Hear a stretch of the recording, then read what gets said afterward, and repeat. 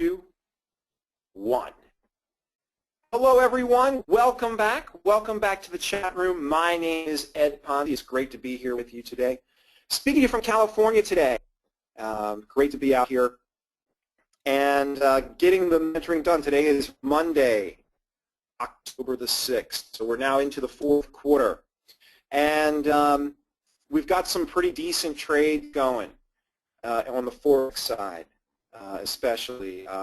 One of the ones that we spoke about recently, you see set up here, New Zealand yen on the daily. Obviously, this has come into contact multiple times with the first target of 85.10. It's just kind of consolidating here, and that's probably indicative of what's happening with the New Zealand dollar in general. You see the same sort of consolidation, more or less, happening on New Zealand US dollar. The dollar itself continues to be very strong, although, pretty sharp pullback back to below 86, but overall the trend remains intact, and this has been one of those trades that has been moving almost religiously up the 10-day exponential moving average, and there you see it again. Once again making contact with the 10-day exponential moving average, just like it was born to do that, And so the dollar strength remains the key to this market. We're not really fooling around with the dollar at this point, though, because that could reverse. What we do like the fact that we're short New Zealand. New Zealand is the highest yielding of all the major currencies that we deal with at 3.5%. And economically, fundamentally, it begins to look more and more like not only is New Zealand not going to continue to raise rates, they may have to cut rates at some point. And a lot of that has to do with commodities.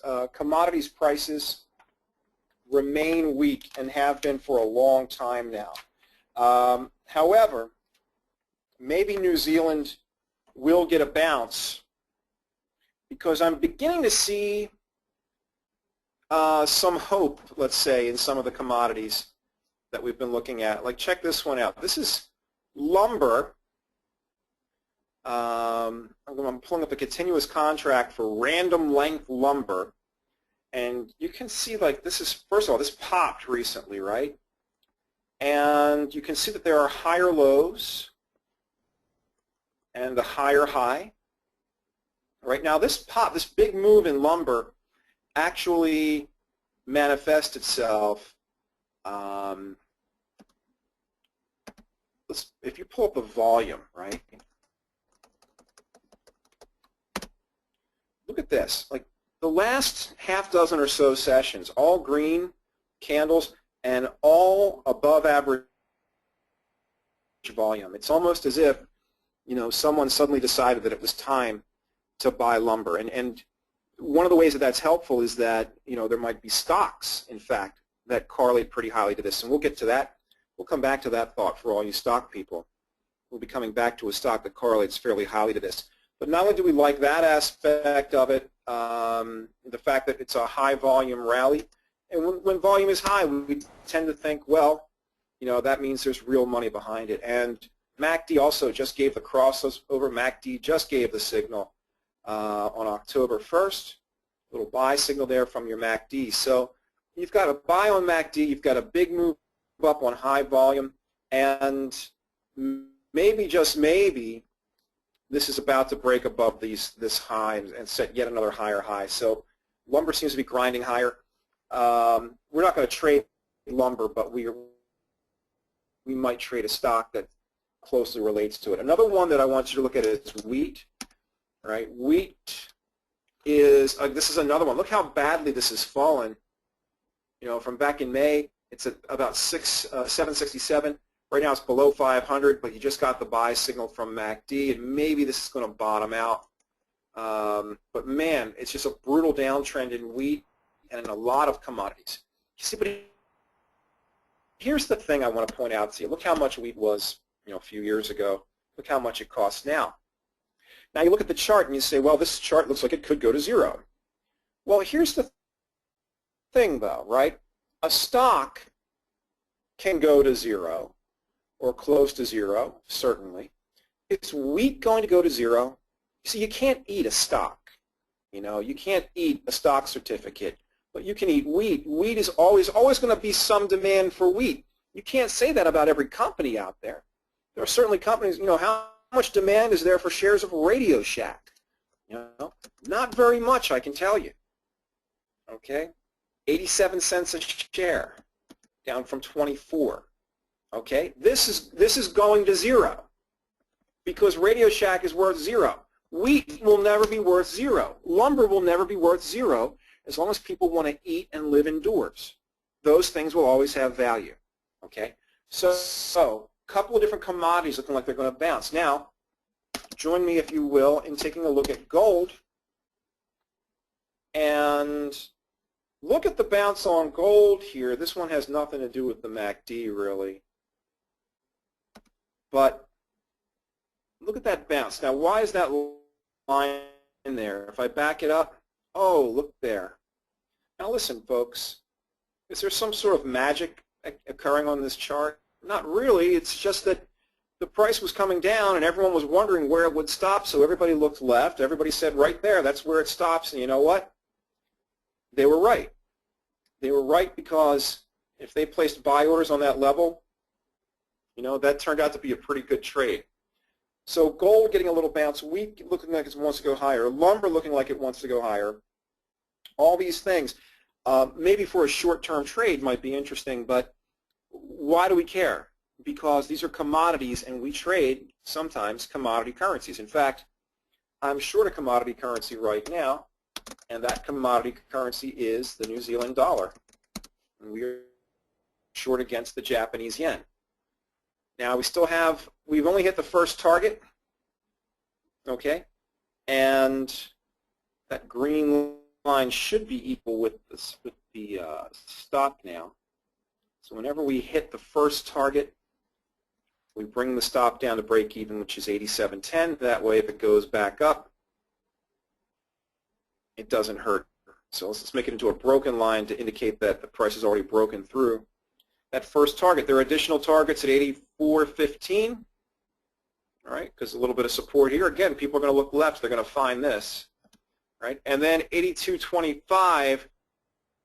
This is a very obvious level, but it's underneath 82. We want to go above 82, so we're not going to try to squeeze every last pip out of the trade.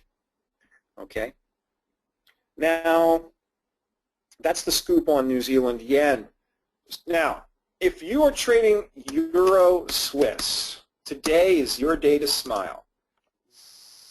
We've been talking about this forever.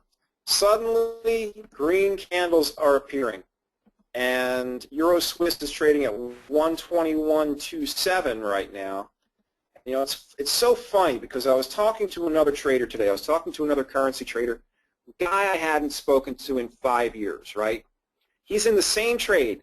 He went along at the same price, right? Our last entry was 120.55. So was his, okay? And, when we see each other, I ran into him in a hotel lobby yesterday, and this was all we could talk about. And I saw him again today, and it was all we could talk about. So it's funny how the price of this moves. Kind of strange, right? Let's take a look. See if I can show you. The nature of this currency pair is different from a lot of the others in that it seems to move and then there were just long periods of nothing.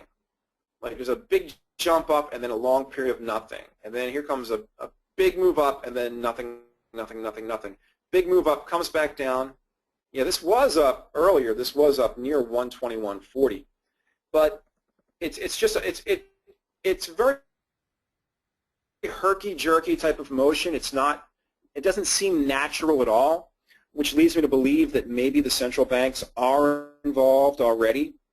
We all know that the story that the central bank of Switzerland, the Swiss National Bank, said they were going to put a line in the sand right here at 120, but that doesn't preclude them from buying now. It's a very odd situation. We don't know if they're buying right now. They're not telling us whether they're buying right now, but it's moving up for some reason. And although I will tell you the euro itself actually had a decent day and against the dollar, it was bound to happen sooner or later, a green candle for the euro, right? And we were talking forever about how, well, if this comes up, maybe it'll be a good short on the 10-day moving average if it ever gets there. And it's still just a little bit shy, not quite there, currently trading at 126.30. I'm showing the moving average at 126.73 as of right now. That is, of course, subject to change. All right, but you know, the Euro Swiss, my goodness, we saw this coming a mile away, and talked about it and talked about it and talked about it, and now it's just a question of how high does it go? Where do I let go of a piece of this? I'm, you know, sitting here thinking maybe I should sell some in case it comes back down. That's what we did here, right? And it's probably what we'll do here. I mean, I just keep thinking there's a little more juice here because of the way it's been moving. You look at these daily candles, big green, big green, big green. This one had like a gap to it as well, which is very strange. You know, so, you know, Forex gapping in the middle of the week. Odd, right? I'm sorry, that's not the middle of the week. That was Sunday night I'm talking about. Still, it's a big gap for Forex, even for this currency pair. This currency pair doesn't hardly ever gas on the weekend. This one got a good gap going on the weekend. And obviously, the members of the Swiss National Bank have been making those bullish comments. Look how strange this chart looks. It's just weird looking, right? It's just weird looking. It looks manipulated to me, right? Straight up, too flat. Straight up, too flat. Too flat like somebody put a big buy order underneath and didn't let it fall. Push it up, put a buy order underneath, don't let it fall. When the lines are really flat like this, that's what I begin to believe. Like here and here especially. Not so much over here. This looks a little more natural. It's really jagged. But you see how these lines over here, it's like the bottom, where are the lower wicks? Where'd they all go? It's like someone was not letting the price fall. So it leads me to believe, just from observing, I have no inside information, but it leads me to believe that perhaps the Swiss National Bank is already in action to push this higher. I don't know how long that's going to last. The hard thing about this trade is the technicals, it doesn't really matter. You're going to tell me, okay, well, it's breaking resistance here on this double. It's formed a double bottom and it's breaking resistance. My answer to that is, who cares?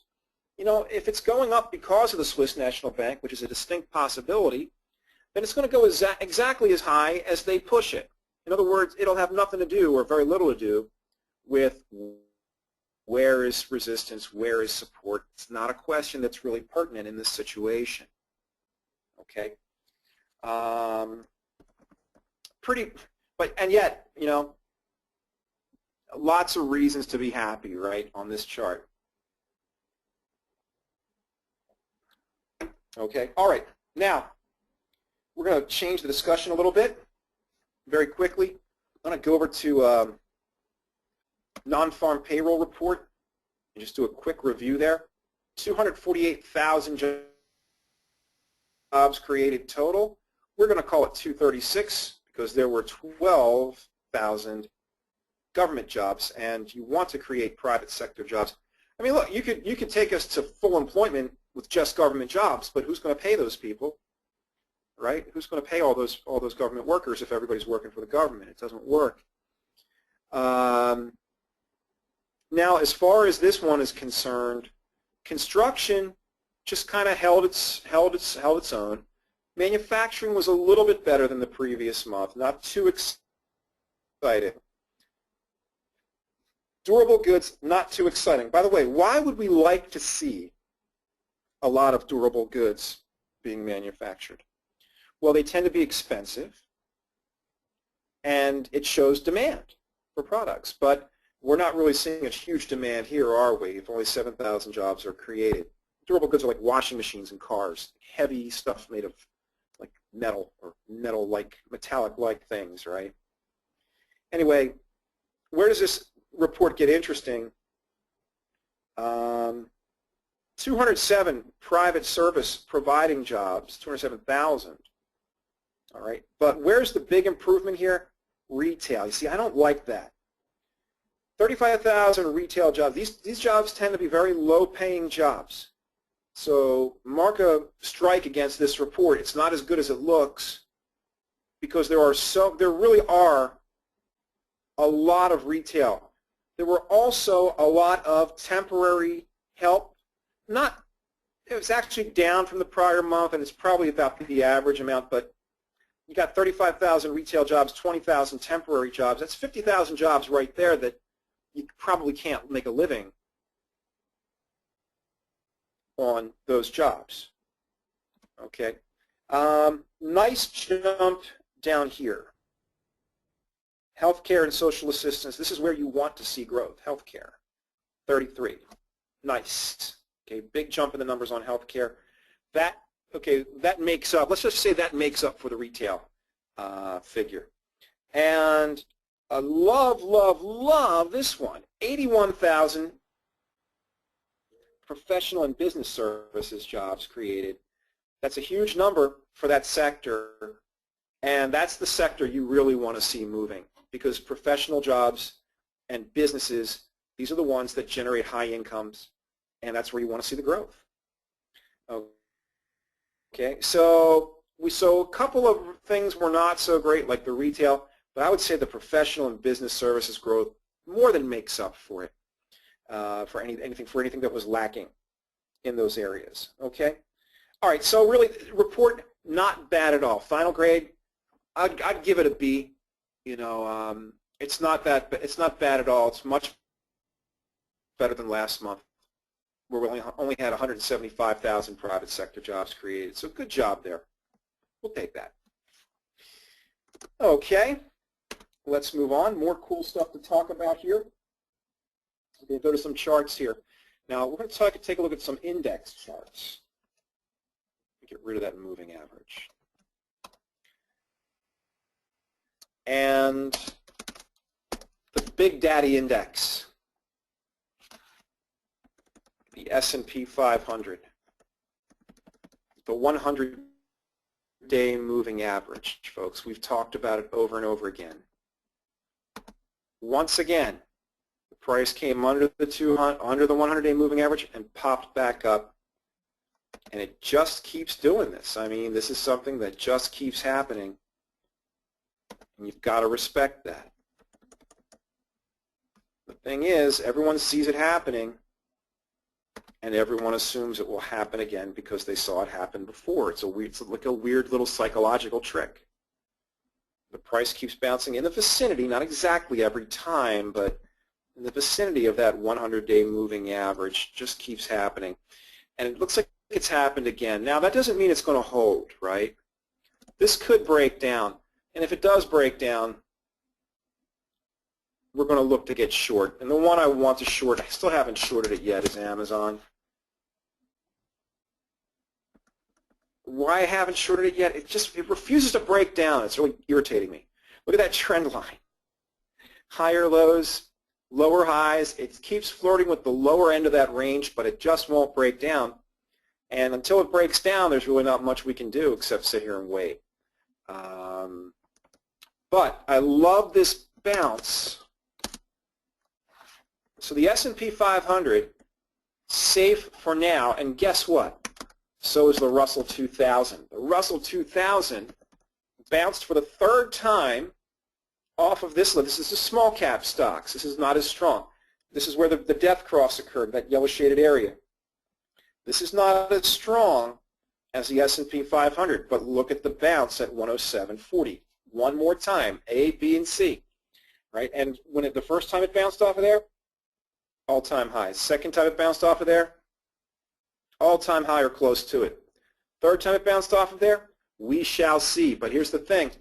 This market, in my opinion, cannot break down unless this chart breaks down first. This chart will lead the others. The small cap stocks, if this breaks 107.40, I would say the whole shooting match is in trouble. If this one breaks down, and especially, look, they're not safe just because they're bouncing now. This one could also break down. If this thing really breaks down under that 100-day moving average, that's the S&P 500. So the S&P 500 we're looking at, and the Russell 2000, they're not breaking. So it's not time to get, short just yet. This is patience. It's time to show some patience. The truth is, there's actually a trade here, because if you look at this S&P 500 index, right? Like, you've got the bounce here. Look at Tesla. Tesla came to the lower end of that range just at the same time that the S&P 500 was bouncing back up. I missed it, gang. I missed it. My goal was to buy it down here and to sell it into this this blue line, which is the reversion to the mean. It's the center of the trend. Beautiful chart, yeah? But I missed the darn entry. And yeah, I'm irritated. So maybe it pulls back again. But this week is the big week. Tesla is supposedly going to unveil a new product this week. Their owner, founder, creator, genius, whatever you want to call the guy, he said this week they're going to unveil the D. Unveil the D, I thought. Wow, I could make a lot of jokes about that. But the truth is, I don't know what the D is going to be, and it's probably a new model car, a new model of Tesla car. Yeah, he's going to unveil the D. Okay, so we'll see exactly what that means, I guess, very, very soon. But I want to buy Tesla. I want to short Amazon. I'm still long Apple and loving every minute of it, at least for now. But JCPenney, we are selling this tomorrow. I cannot take it anymore. We're still up 10% on this stock. It's not bad, but it's just not bouncing back, and I got to let it go. I got to let it go. And that means I'm only going to have one long position. Well, and a whole bunch of short positions. Well, guess what? I'm going to have to let some of those short positions go too. Okay. Now, Kimberly-Clark. Kimberly-Clark hasn't hurt us. It's exactly where it was when we shorted it. And you know what? I've said that to you every time I've spoken to you for the past 2 months. I'm a little tired of hearing myself say that. So, adios, Kimberly-Clark. We're getting rid of you. We're getting rid of JCPenney because neither of you is doing what we want. The other one, I'm also getting rid of Wynn. Wynn is, again, basically unchanged from where we initially shorted it. But I feel that this could be basing, this could be forming a sort of an island bottom here, and maybe it gaps up out here and runs. So I don't want to be short Wynn anymore. I retain shorts in other companies, including Las Vegas Sands. This is, again, it had a nice pop today. Hasn't hurt us, hasn't really gone against us, but they're not doing what, here's the thing. Why am I getting rid of some of these? They're not doing what I thought they were going to do. And to me, that's everything. I mean, it's not like we just bought them 5 minutes ago. They didn't do what we wanted them to do in 5 minutes. They're just not doing what we want them to do over a period of weeks. And that's not something that I can really get comfortable with. So we're keeping the LVS, but we're getting rid of Wynn. We're getting rid of KMB, Kimberly-Clark. We're getting rid of JCPenney. I am not getting rid of Lulu, though. This thing is a steaming pile of garbage. I am staying short. Okay, this is probably going to come back down below 40 again soon. So I'm still short Lulu, but my portfolio is getting very small, and that means we'll probably be adding some positions soon. I'm just waiting for the market to tell me, if the market gives another shot at Tesla, maybe I'll take it. If the market breaks down, or if Amazon breaks down, I'll take it. But as of right now, neither of those things has occurred. So so we're just going to have to be patient and wait. But at least if you're trading Forex with us, you're happy. Beautiful thing is we haven't done a lot of trades in either, in stock or Forex. This is kind of how I roll. I don't make a lot of trades. I just try to make, I think, one good trade, and this is something I've probably told you before. I believe firmly in my heart that one good trade will make you more money than 1,000 mediocre trades, because 1,000 mediocre trades means you're going to have a bunch of winners, you're going to have a bunch of losers. You know, hopefully your winners are bigger than your losers. But the truth is, if you really want to pick off good ones, be selective. If you don't learn anything else from this, learn to be selective. Okay, we are not placing a lot of trades. Some people might think that's boring. I don't care. I'm not in this for the excitement. You know what's exciting? Making money. That's exciting. So waiting around for weeks and weeks for Euro Swiss to get moving is not exciting. But then counting your money when it does, that part's exciting. I like that part. Okay, so this is not about excitement. This is about how much money you're going to walk away with when this is over. Okay, now just going to take a quick peek at the calendar for the week coming up. I like the FX Street economic calendar. I also like Forex Factory. Who doesn't? Lots of good stuff. One of the things I neglected to mention to you was some of the data that we had come out earlier this week. You know, in particular on Monday. German factory orders. Man, Germany's just in trouble, man. Germany down 1.3%. Now the euro actually went up today.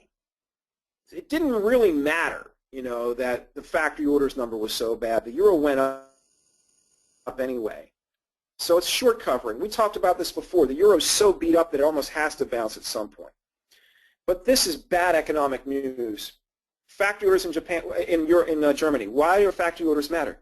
Well, Germany's the most important economy in Europe, correct? And exports are the most important part of Germany's economy. And what does Germany export? Stuff it makes in factories, right? Germany does not export a lot of iron ore or oil or gold. They export a lot of BMWs. And where are BMWs made? They are made in factories.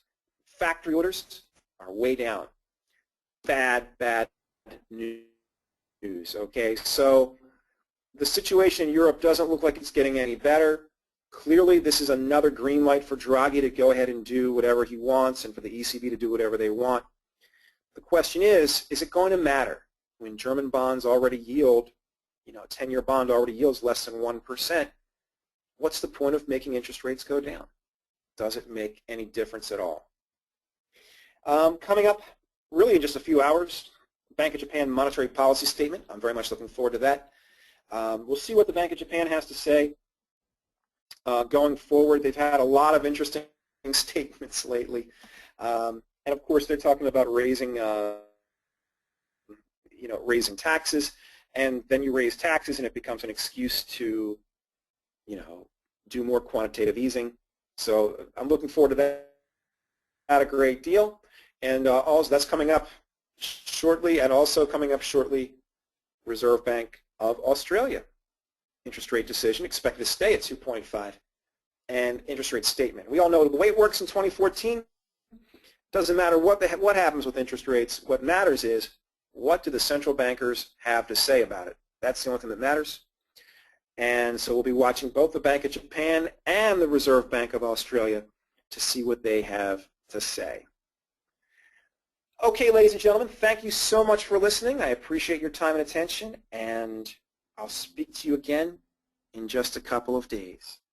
Have a great day, everyone. Take care.